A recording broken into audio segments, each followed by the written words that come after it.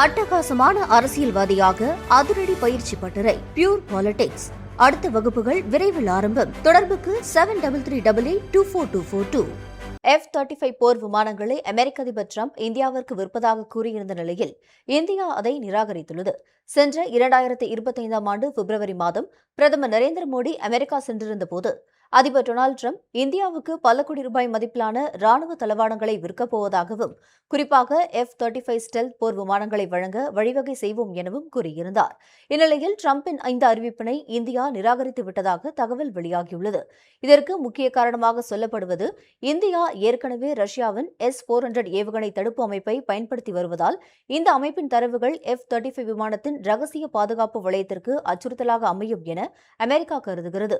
அதேவேளையில் இந்த விமானங்களை இயக்குவதற்கான மென்பொருள் மற்றும் தளவாட கட்டுப்பாடுகள் முற்றிலும் அமெரிக்காவின் பிடியிலேயே இருக்கும் என்பதால் பாதுகாப்பு கருதி இந்தியா இதனை நிராகரித்துள்ளது. கடந்த காலங்களில் தேஜஸ் விமானங்களுக்கான என்ஜின்களை வழங்குவதில் அமெரிக்காவின் ஜெனரல் எலக்ட்ரிக் நிறுவனம் காலதாமதம் செய்தது இரு நாடுகளுக்கிடையே நம்பிக்கையை குலைத்தது.